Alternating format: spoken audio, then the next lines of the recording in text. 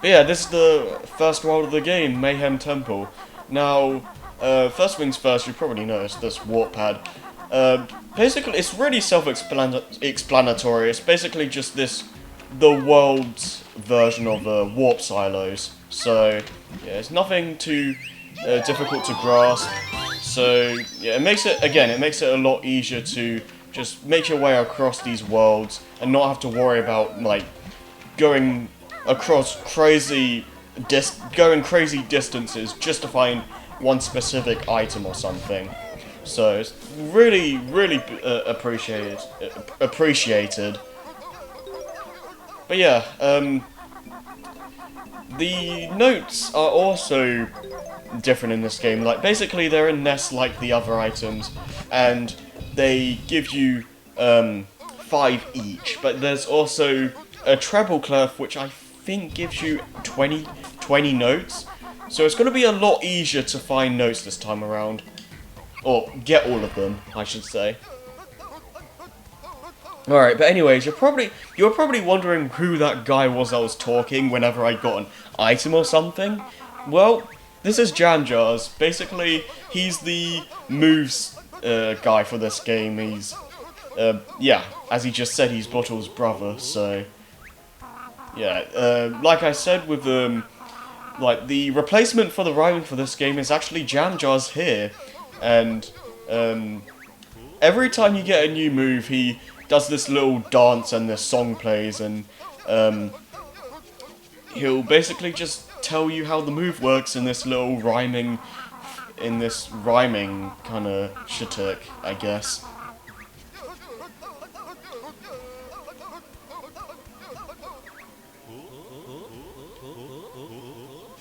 I also like how Kazooie called bottles jam jars a few times in the first game, so it's actually... I wonder if that was, like, Rare going like, huh, maybe we should use that as an actual character. And, for what it works, for what it's worth, I think it worked out. Because I do like jam jars. Yeah, here we go.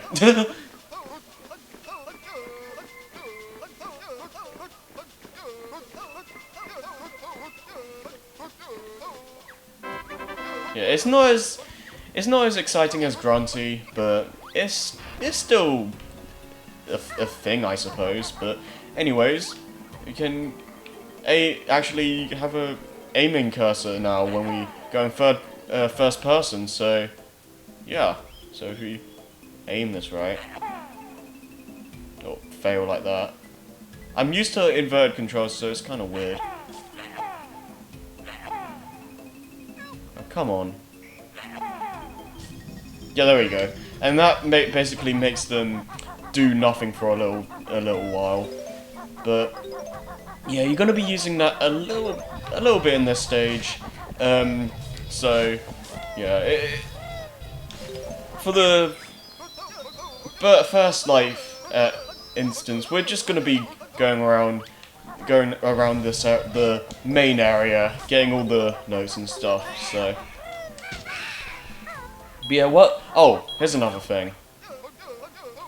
Sometimes you'll find different types of honeycombs.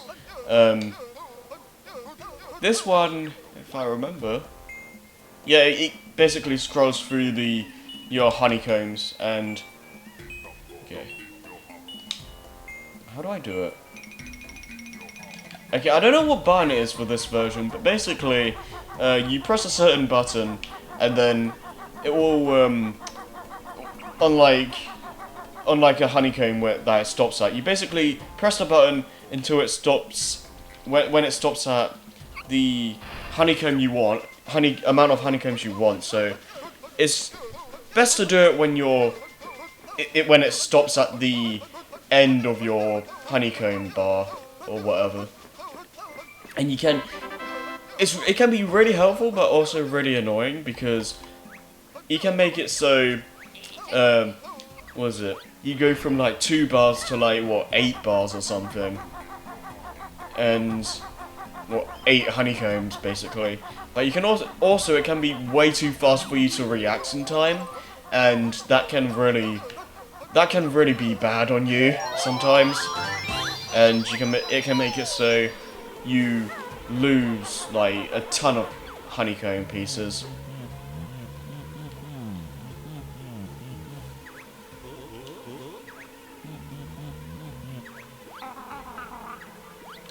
Alright, so this is an instance where we're going to have to use the aiming reticule here. So we go here.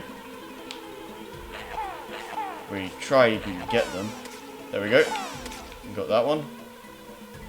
And we can try and get a better view. Yeah, I'm not too used to the controls, so well for this version, so don't be surprised if I fail a couple of times.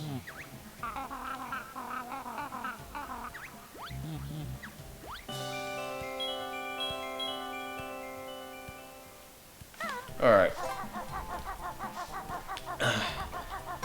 So that's our first Jiggy for, well, the main game, but we can't get that honeycomb piece just yet. We need a certain move to do that. But there's another, I think there's another Jiggy we can get if we make our way to the top of this little tower here. And just go to the side, I believe. Yep, okay. Just make our way up here. And we get ourselves another Jiggy. So it's kind of similar to Mumbo's Mountain, where you make your way to the absolute top of the mountain, and you find a Jiggy there. It's not as... You don't go through like a termite tower or anything this time, but hey. Alright, so before we go into Mumbo's hut, I want to do one more little thing. So, wrong button.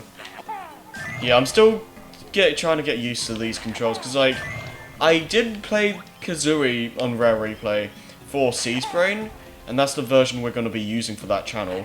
But yeah, I'm still not like super well versed in these control setups, but I'm kind of getting the hang of it. It's not too hard to get to grips with, but after playing the N64 version for so many years, it's kind of weird.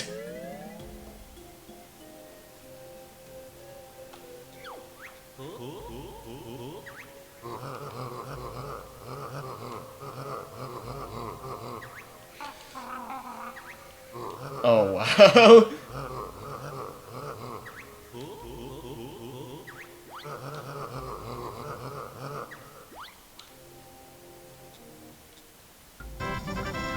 Yay. Alright, we can't really do anything about this now because, again, we don't have a certain ability to make our way up to where he needs us to go. But, yeah, anyways, though, we can't really do much, so let's go and pay Mumbo a visit.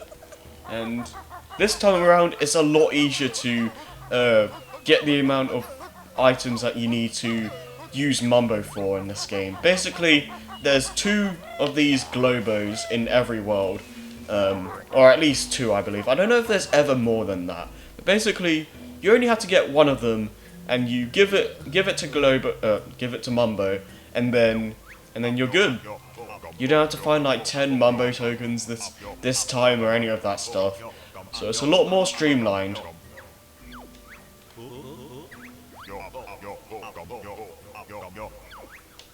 Yes, indeed. So, you might remember in the first game, we had transformations. Well, you still have them, but they're done by a completely different character, which we'll get to. But in this game, you actually play as Mumbo. So, yeah, you'll be seeing like what he does in just a little bit, but he can jump, and you have his own attack. Die! But yeah, if you want to go back to Banjo and Kazooie, you just jump on his little chair, or whatever that thing is. And, yeah, was it? He doesn't have as much health as Banjo and Kazooie, so he's a little bit more vulnerable. He definitely isn't as mobile as the Bear and Bird, because you don't have all the moves that those two have, and his attack is pretty worthless, and it takes a little bit a little bit to actually be able to kill someone. So, yeah, attacking with this guy isn't really the best solution. But what you can use Mumbo for is these little Mumbo pads here. And if you look here, I like how it says Ekum Bokum on the pad there. But yeah, you can use Mumbo to go on these pads and use magic in a new way. Every world basically has its own Mumbo pad spell thing. And in this world, you summon this giant golden Goliath kind of thing. And yeah.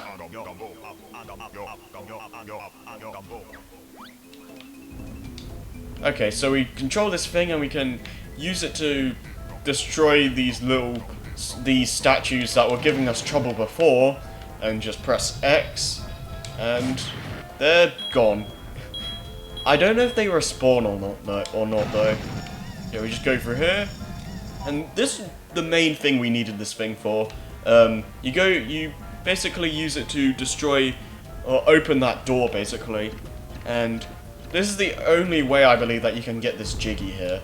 So, yay! Also, we just make our way over because we have more statues that we can destroy. We don't have to destroy these things at all, but hey, I like to do it. But you can actually open that with grenade eggs, which you don't get until much later on. So yeah, I decided it's better to just do it now while it's a lot quicker, easier to deal with. And I don't think we can make it to the I don't think we can make it back in time.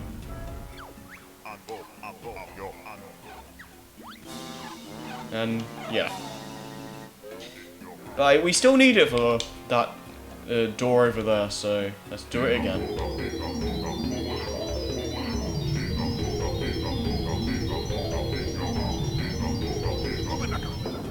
Alright. So some people may dislike the use of Mumbo a little bit in this game, but I actually really like his use in this game. Like, and they keep the transformations, but they don't stop Mumbo from being relevant, you know? Because I actually much prefer his role in this game than in the first game, because it's actually pretty unique, and the first time you play the game, it's like, oh, what am I gonna see next? What is Mumbo gonna use in the next world and all that? So I don't know, it's fun to see, and I don't know, I enjoy it. And like, some people say that he's underutilized, and I wouldn't really say so. Like, yeah, he could be used a little bit more frequently, I guess, but I think he's used a decent amount. He's definitely more relevant than in the first game, I feel. So, yeah. Like, maybe they could make him more, like, reliable in terms of, like, actually attacking enemies, but I don't think that's really too necessary, because you're not going to be using him for that kind of stuff. So yeah, I'm totally fine with how they used him in this game. Like, some people say that maybe he could have like turned enemies into like frogs, or transform enemies into like different things and stuff, which, to be fair, that would be cool, but I'm not really gonna lose sleep over that not being in the game. Anyways though, like in Mumbo's Mountain, there's 3 moves to learn in this world, but there's this little stone guy.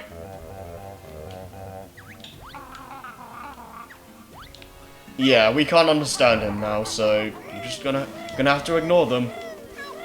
Alright. So we have the 3rd and final move for this level. I don't know why Banjo can't do this to begin with, but hey.